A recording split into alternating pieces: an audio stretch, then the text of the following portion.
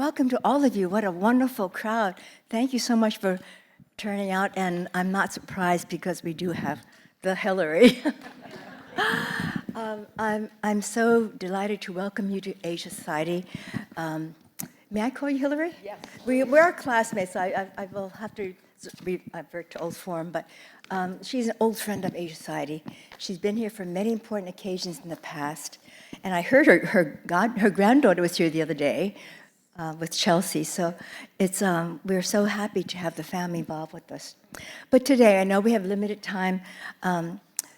You have two other events after us. So we will make as quick use of our time as we can, but as Josephine alluded to, 30 years ago, the world changed, or began to really change for women, and you were such an important part of it.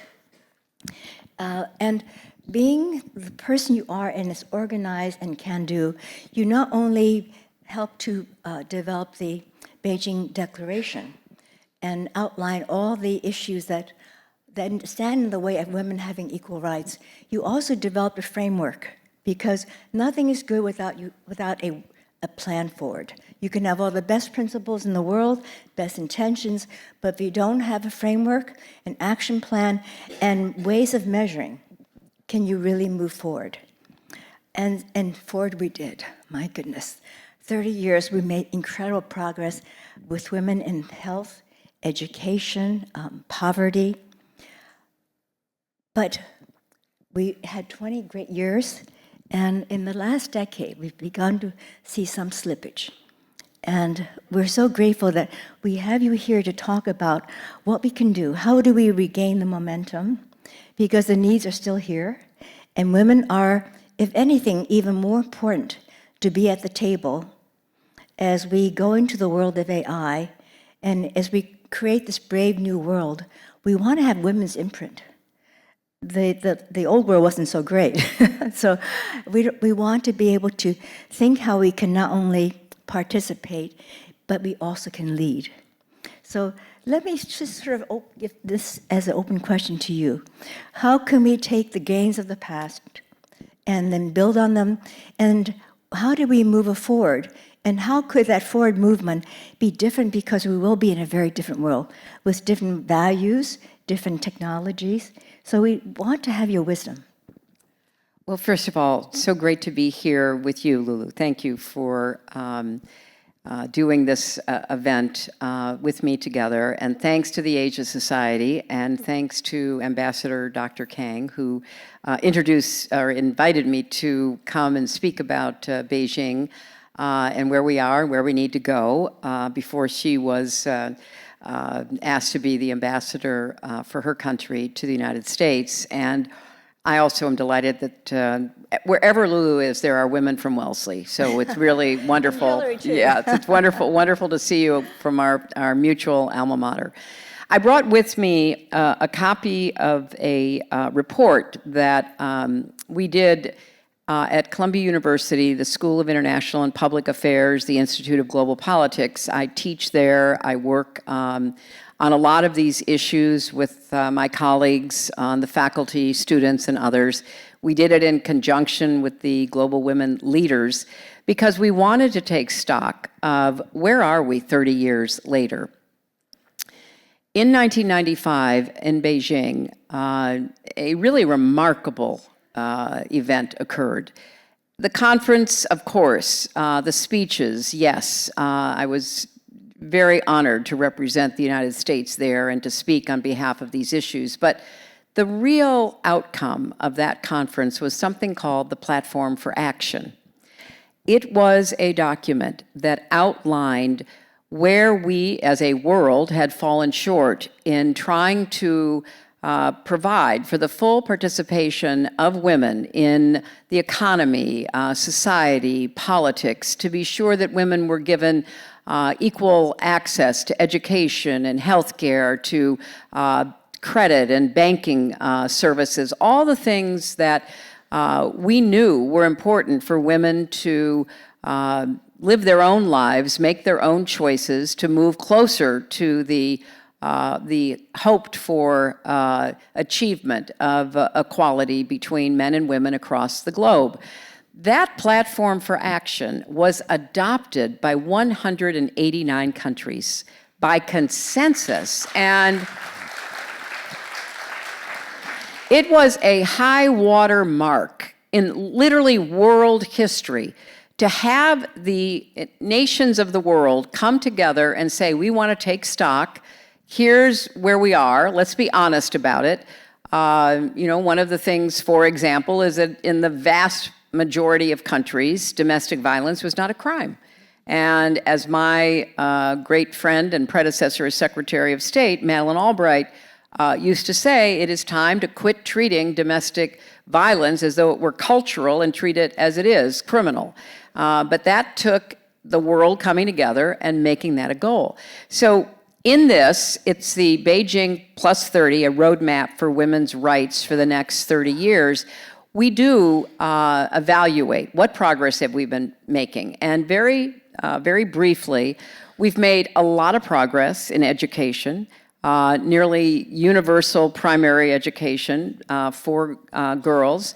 We've made significant progress in secondary and higher education, not at the same levels, but certainly filling a lot of the gaps that were recorded back in 1995. We have made progress in access to health care, particularly in dealing with maternal mortality, infant mortality, the kinds of terrible outcomes that were too often just taken for granted because health was not readily available. We've made some progress in doing away with laws that limited women's right to inherit property from their fathers or their husbands. We've certainly made progress in opening up political systems to women's suffrage, even women getting to drive. We've had a lot of, progress in a number of areas. However, we've also made not nearly enough progress in the political, governmental realm and in the security and peace arena, where often women are held back or unable to go through selection processes, election processes, to take on leadership roles in their societies.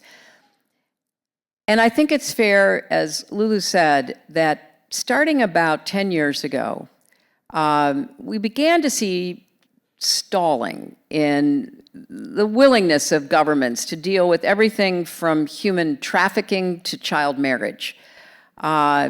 But there was still a concerted effort to try to push through whatever the opposition was. COVID set women back dramatically because with the closure of economies throughout the world, a lot of jobs were lost in our own country, for example, but many others as well, so that when women were employed in the formal economy, those jobs were no longer as readily available. The informal economy, whether it was market women or fisher women, those jobs were dramatically disadvantaged because there were no markets. And families, because men were also losing their jobs, families were finding it very difficult to send children to school. So who would go? The boys would go, not the girls, if there were costs involved. And sometimes, if things were particularly pressing for a family's economic necessities, there was a return to child marriage. So after a steady decrease in the incident of child marriage, primarily in Africa and Asia, all of a sudden we saw it start moving up again because families were desperate and they were, selling their daughters into marriages. Then we had the twin events of the Iranian uprising by women who were demanding the right to wear a hijab or not, depending upon their own personal decision, and being met with a brutal, repressive reaction from the government. Young women were killed, were maimed, were raped, assaulted, thrown into prison.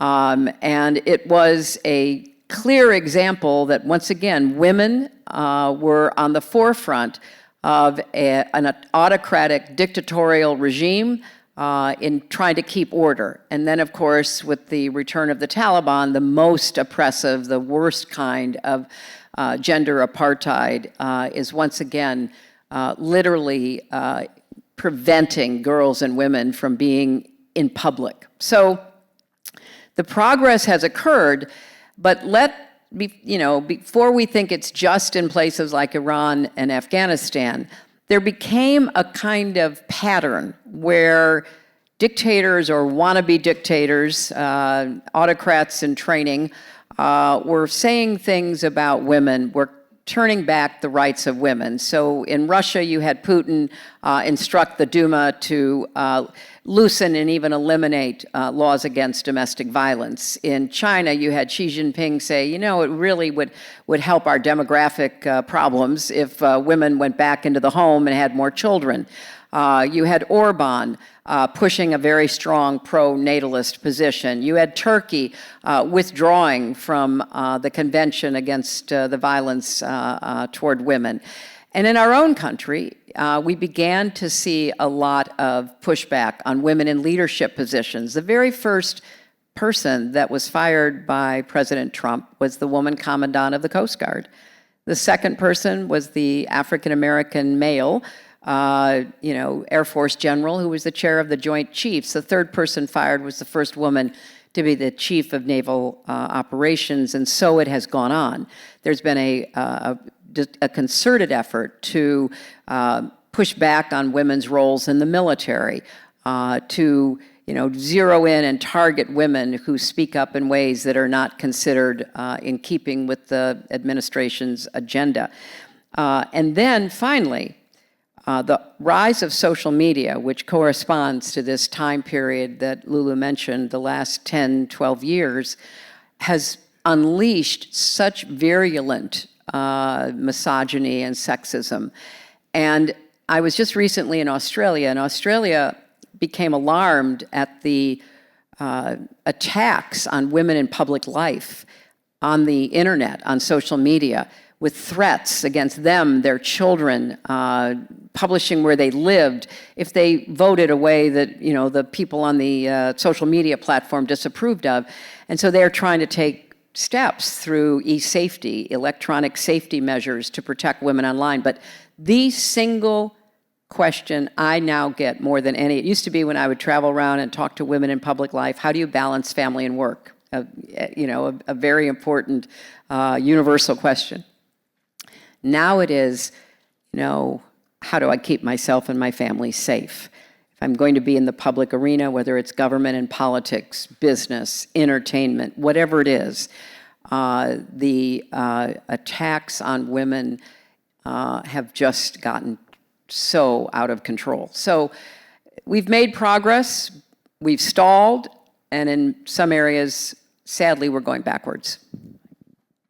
And you're absolutely right. People are trying to silence women. They're trying to make women disappear. And yet, this is the time that we really have to be present. There was a very interesting conference in Hong Kong, again at Asia Society, and there was a group of women talking about this, and the title of the panel was The Power of Presence. I should note they were all wealthy women again. And so, but women who came from all different generations and different sectors of life. And Paul Johnson, our President Wellesley, led the discussion. And she said that regardless of what the environment is, how hostile it is, you have to be present. And we not only have to be present, but we need to think of ourselves as leaders. Because part of this campaign against women is to intimidate us, to make us, to reduce our self-esteem, to reduce our confidence that our presence matters. But more than ever, our presence matters. It matters for a number of different reasons. Because if you start eliminating women who are positive role models through social media, through entertainment, which as you go to the movies, it's all so violent. There are very few nice and warm family stories about people who prosper together and we're mother and sisters. The women's roles are important. But we need to have more role models in entertainment, in business, in education, and in just daily life. Strong women, positive women, women with principles. We're lacking this certainly in the arena of men. There's some wonderful men here, but I think the culture of the testosterone culture is really on the rise. And when the Secretary of Defense is known as the Secretary of War, you really know what's happening. So we don't want to have to advance our country through violence and brutality. We want to advance it through doing the right things. And I do worry that we don't have the right kind of role models for young people. The kids are growing up. They see, how can Johnny grow up and learn to be truthful if he sees lies going on in public figures? How can mom tell him, Johnny, you shouldn't lie? And you say, well, the president lies or XYZ lies. We really need to make sure that we women are present and men of good conscience and principle are present. And in talking about being present, what are ways that you might think we could really channel this and put this in effect? Because I know you put together frameworks. So let's see, what can we do to make more women available as role models, our values? It's a great question, and there are so many ways that I think we can be present and we can support those who are equally attempting to be present. And let me talk about both our own country and the rest of the world. I think it's very important right now for women who do have platforms, who do have the opportunity to speak out, to do so. And I say that fully aware of exactly what Lulu said. There is enormous pushback, there is intimidation, and there are threats. And yet at the same time, I'm not asking anyone to be reckless, but to find moments where your voice will count. And that can be individually or collectively through organizations like the Asia Society. We need to be bringing people together in community to stand up for these fundamental values and principles. Some of them are, universal. We should all go back and read the Universal Declaration of Human Rights. We should, look at what our forefathers and mothers, led by Eleanor Roosevelt, thought was important for the world to believe and do after the horrors of the First and Second World Wars. And what they tried to explain there is, all women and men should be given equal rights. They should be given respect. They should be treated with dignity. And part of that means, how do we have political systems that actually care for people, that give people a chance to make the most of their own God-given potential? We have to get back to a politics of caring and commitment that is rooted in these principles of, human rights and the absolute dignity of every human being. Now, that sounds woefully old-fashioned today, and I am well aware of that. Where people's health care is being taken away, where their jobs are being stripped away, where there is, a real concerted effort to silence differing opinions, prevent, the freedom of speech that is not agreeable to those in power. But that is the time when we are called upon to stand up and speak out. And that doesn't just happen in the political arena. It happens, in businesses. It happens in any group of people where the larger social environment has an impact. This effort to do away with a commitment to make sure that we get the best talent wherever it is, whoever you are, whatever your background, you have a place in America, and we want you to flourish here.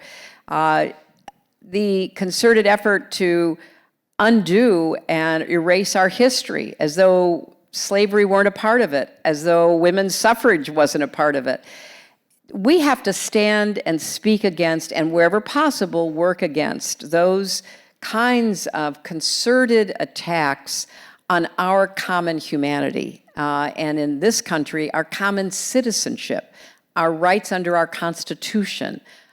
So I think here at home, we need to be looking for leaders, elected and appointed, who understand that and are trying to speak out. But let me quickly add, it's a lot harder to do that now. Because how do we get our news and how do we communicate? Through social media. More than 50% of Americans get their news from social media. And those algorithms are driving people to information that is not always, shall we say, accurate. And if you do not have truth, something that you can hang on to, if you don't have facts that you can agree on, how do you develop enough cooperation, let alone trust, to make decisions about solving problems together? If you have impulsive decisions that are made about, everything from infrastructure projects to, women's health care, how that are not based in fact, how do you come to some common agreement? I mean, democracy requires us to have some common evidentiary basis. We can argue about how to do something.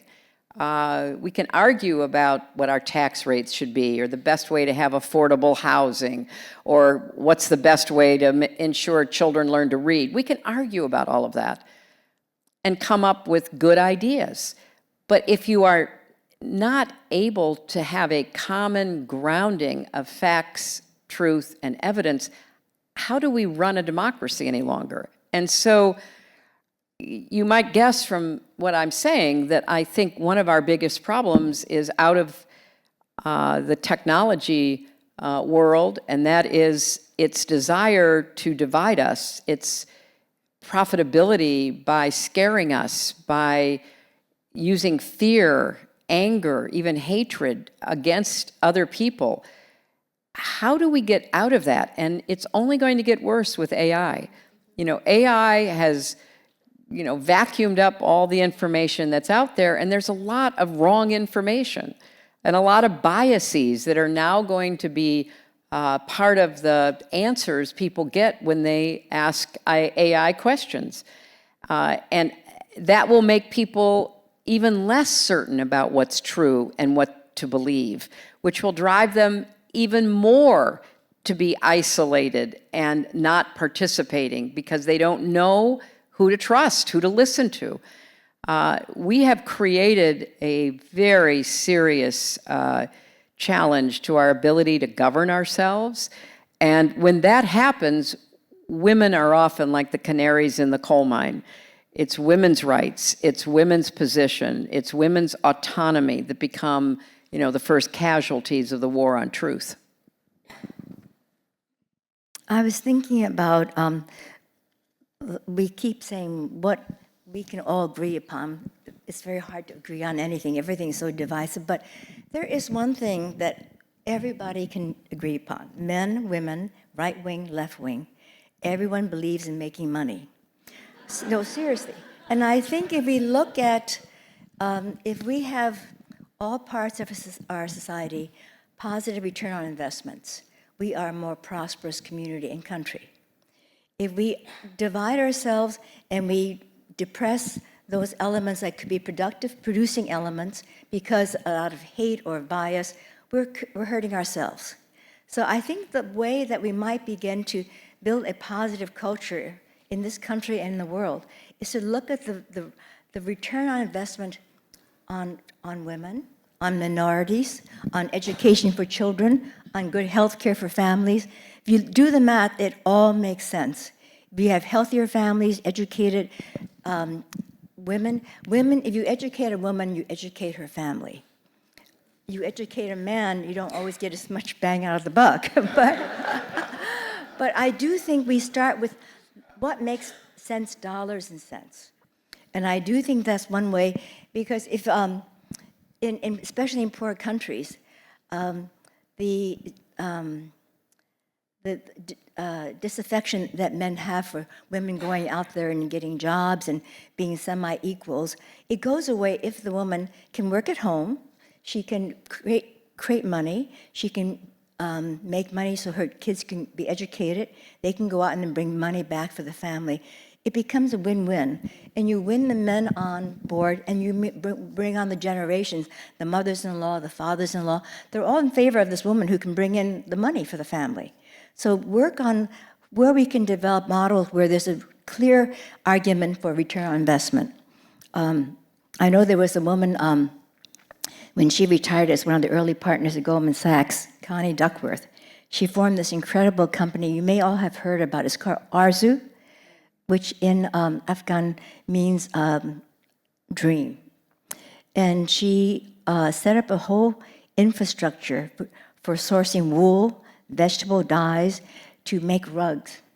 Because during the various wars in the Middle East, many of the rug makers in Afghanistan fled to Pakistan and other countries. And that was a major source of trade for the country.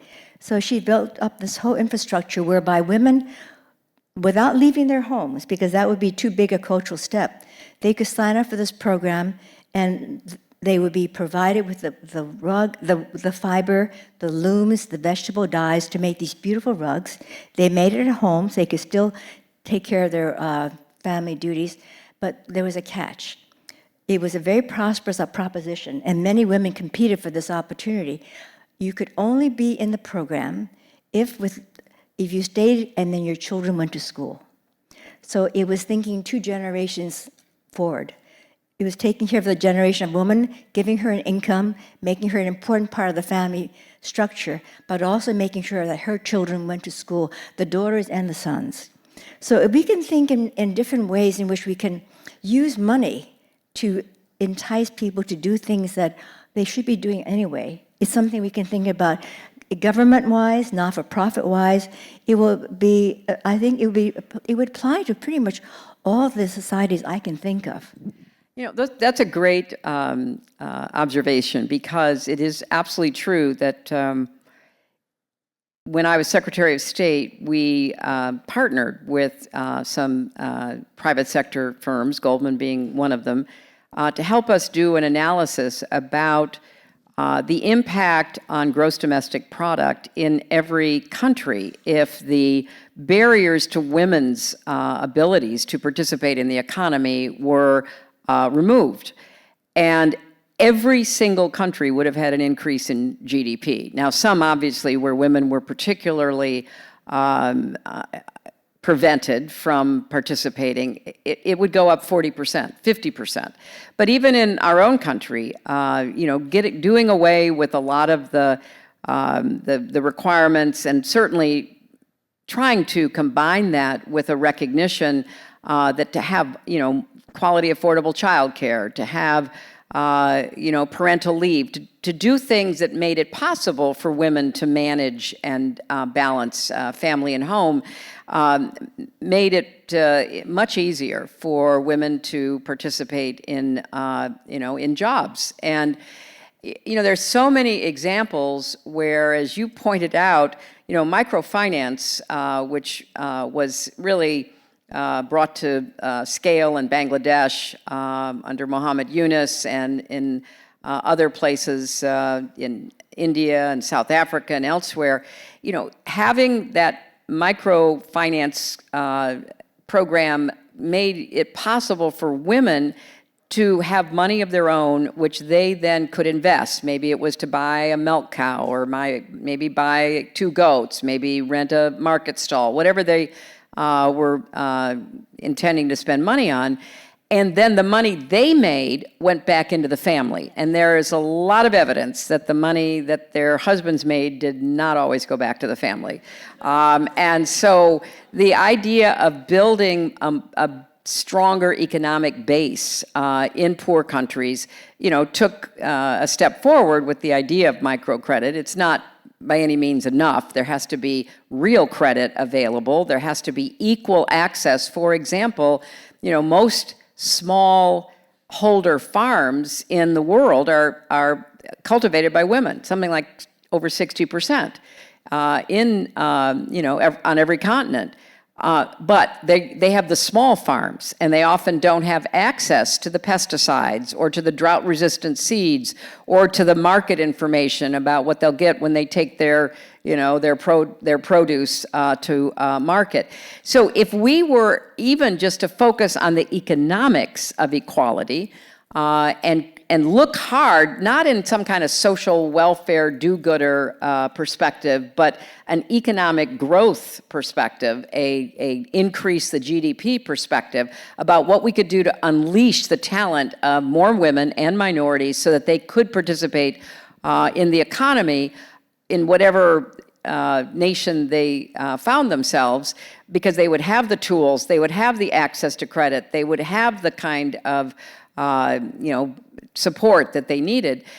It would be good for families and communities and nations. Now, but we're going backwards now. We're going backwards because a lot of the programs that used to give people a lift up are being eliminated. And, our economy is becoming much more controlled by very few companies. And a lot of the changes that we are foreseeing in AI mean there will be fewer and fewer jobs because of what AI is going to be able to do in addition to advances in robotics. So we have this mismatch. We need to get more economic opportunity for greater prosperity to a much broader population.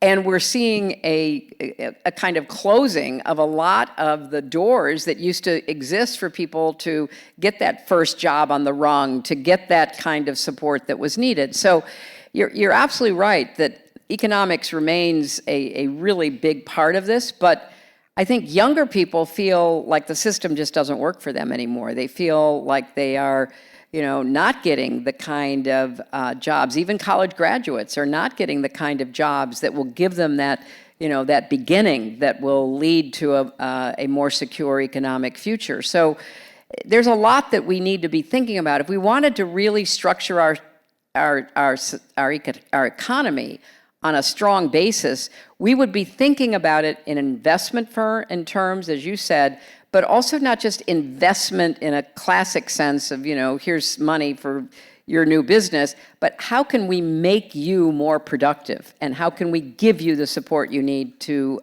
be successful? So here's a possibly positive way to look at this. We know that the vast majority of new business formation and employment growth in the economy is coming from small business. And more of these small businesses are being started by women. So that brings women into the employment pool and therefore into the economic game.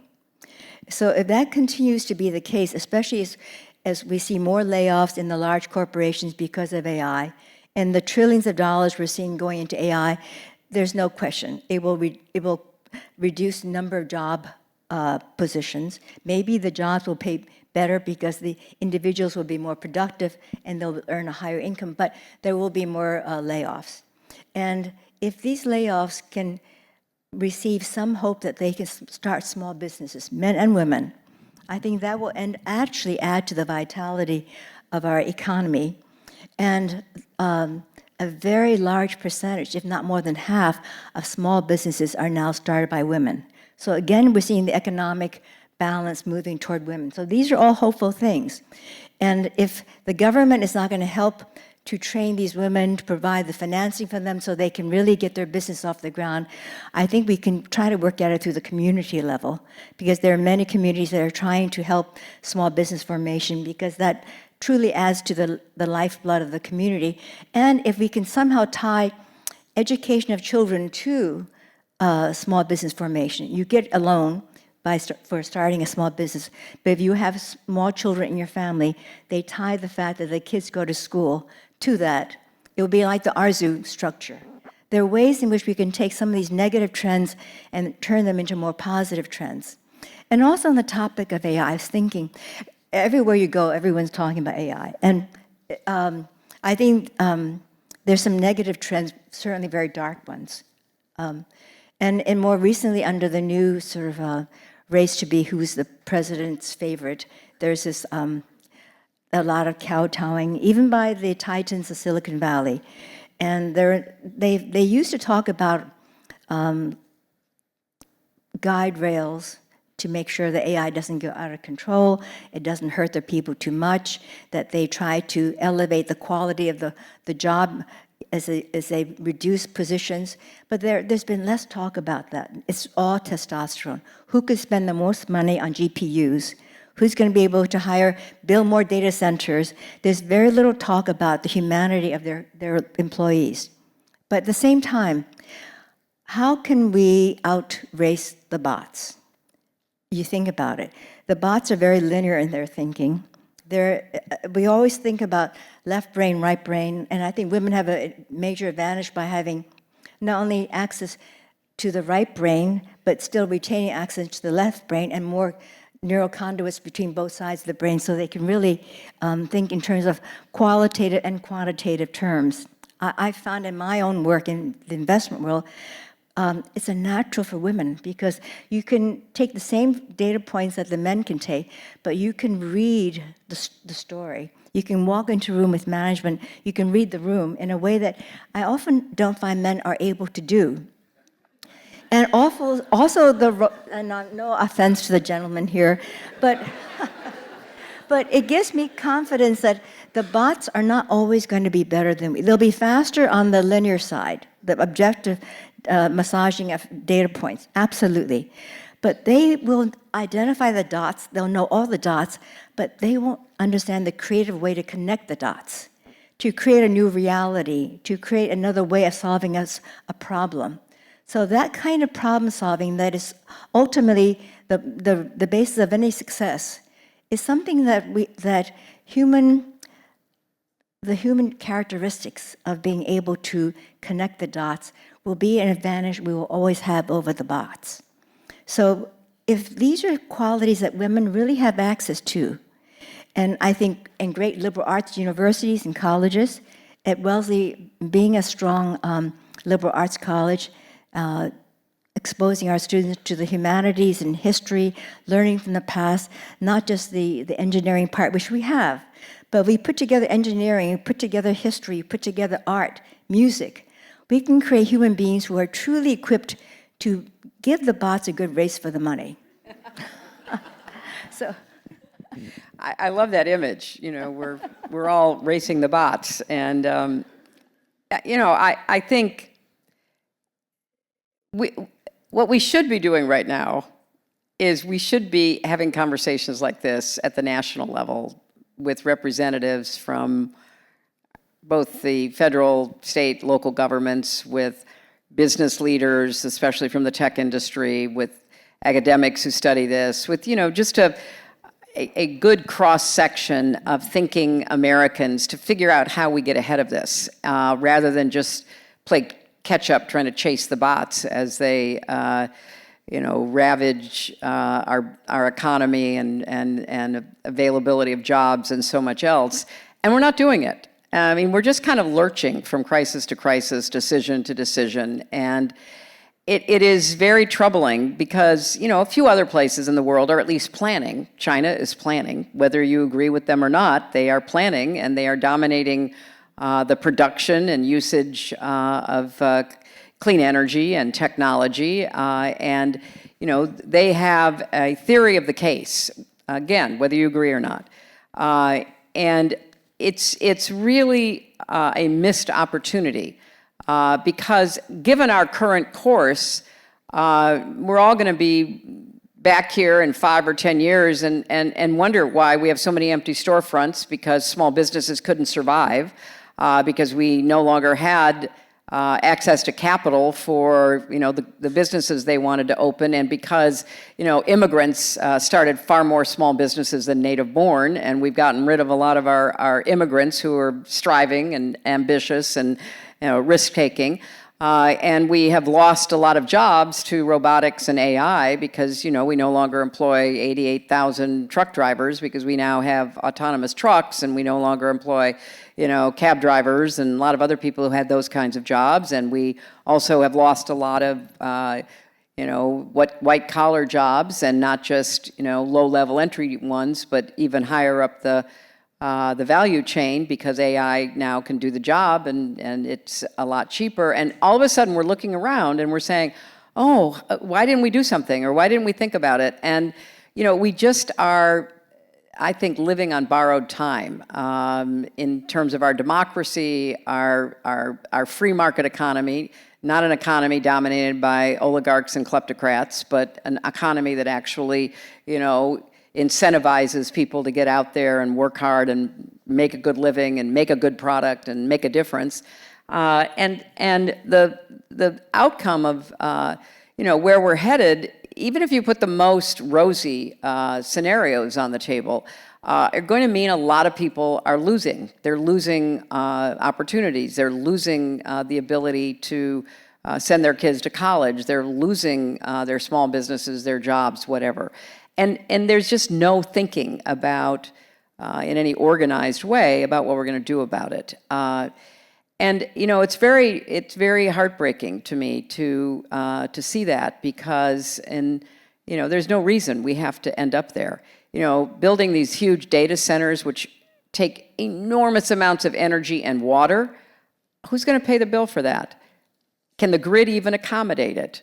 What's going to happen if it doesn't? Who's in charge of fixing it? If we're going to be, turning our backs on all of the clean energy programs we had, including starting to make investments and fix the grid because they're politically incorrect right now, well, what's going to fill the gap? And yet we're spending enormous amounts of money out of the federal budget to create the biggest debt and deficit. 25 years ago, my husband left this country a balanced budget and a surplus, and we now have the largest debt that is even imaginable, that nobody thought was even within the realm of possible 25 years ago, because we refused to pay for things. We refused to pay for 2 wars that we fought in the first 10 years of this administration. We refused to pay for tax cuts that we are determined to give people whether they need them or not. And so, we are digging a very big hole. And once again, some of us in this auditorium, we can maybe navigate our way through it. We have resources, we are well educated, we're, able to maneuver ourselves through difficult circumstances, let's hope. But that's not true for most people. And it's particularly not true for people who are already vulnerable because they don't yet have the nest egg, the assets, the income, the ability to figure out, what their next move is. None of this is unsolvable, but we're acting like it's not a set of problems that we need to address. And that's true globally, but obviously right here at home when we should be leading the way and trying to figure this out, that's, not our current inclination. So there's a lot to be worried about, and the world is filled with all kinds of challenges. But I think we're up to any of them if we put our mind to it and we organize ourselves and we listen to each other again and we agree on facts. Wouldn't that be a nice experience for us? And we don't listen to crackpots who tell us that vaccines and Tylenol and all these things are, destroying your body and your mind. And how did we end up here? I mean, seriously, it is just so hard to understand that we are listening to people who know nothing and don't care that they know nothing because they hold the levers of power. And frankly, there's been a really heartbreaking silence from leaders in other aspects of society. People are just kind of turning their heads and hoping they get through it. I think we've got serious enough problems that that's not going to work. And, business leaders, higher education leaders, healthcare leaders, people who know things, know how economies work, know how healthcare works, know how education works. We need to be coming together and saying, wait a minute, this is wrong. This is not the way America should be governed, and we should not be making these decisions that are bad for our health, bad for our, economy, bad for our future. So I came to talk about women and women's rights, but I don't think you can separate that from everything else going on. And I think we all have a huge stake in trying to get the ship of state, back into a safe harbor for a while, and so we can get it repaired. Well, I think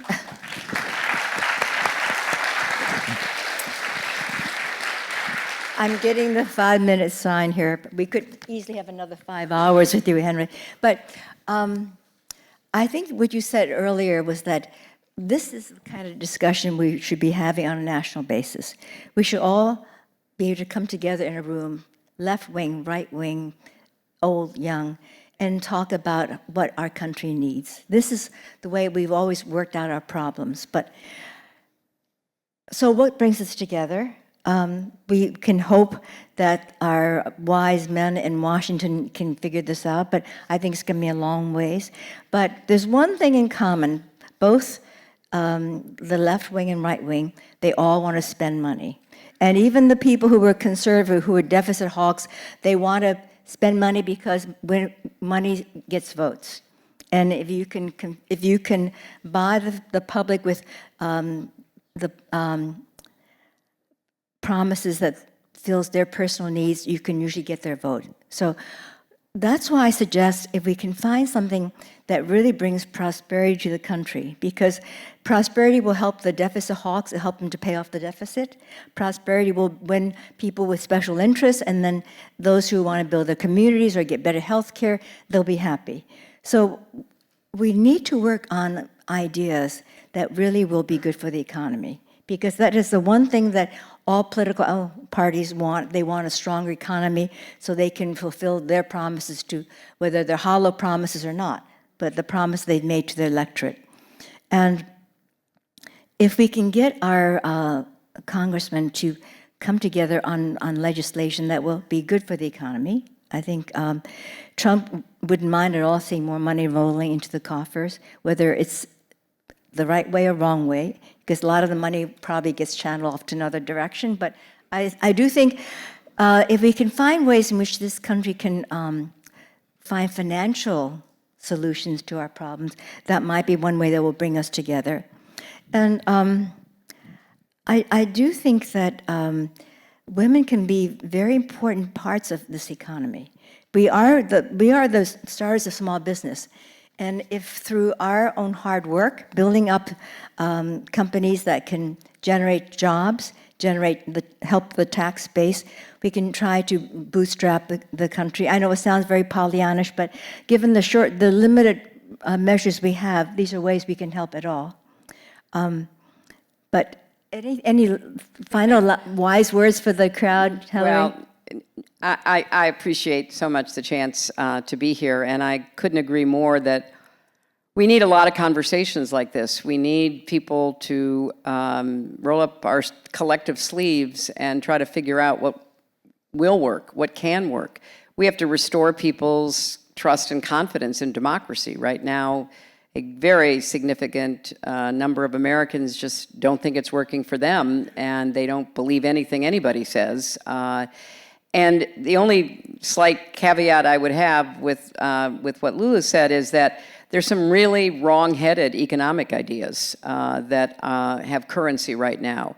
And we are an investment economy. We should be an investment economy. And I keep thinking about Abraham Lincoln in the middle of the Civil War, going ahead and building the the total national railroad system, building land-grant colleges in the middle of the Civil War, making investments that they at that time thought would pay off. And, we haven't, we had infrastructure that was underway to be built that would make us, richer, more prosperous, put a lot of people to work. We had clean energy projects that were putting a lot of people to work, huge offshore wind projects, solar projects across our country, because at the time Trump was inaugurated, we already had a slightly higher percentage of our energy being generated by clean energy. And those were just, those were stopped. Jobs were stopped. Investments were stopped. this is like a twofer. You put people to work and you clean up the energy, that we consume.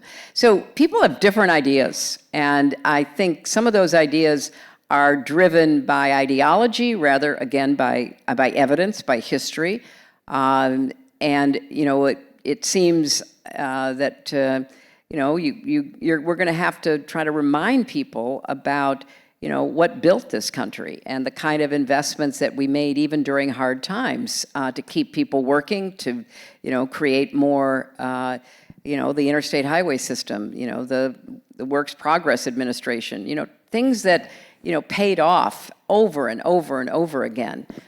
So we've got to get back to more of an investment mentality, and we have to substitute, facts and evidence for ideology and partisanship. And I hope that, we can begin to find ways to do that. But I want to thank you for talking to me today, and I want to thank the audience for listening. Thank you.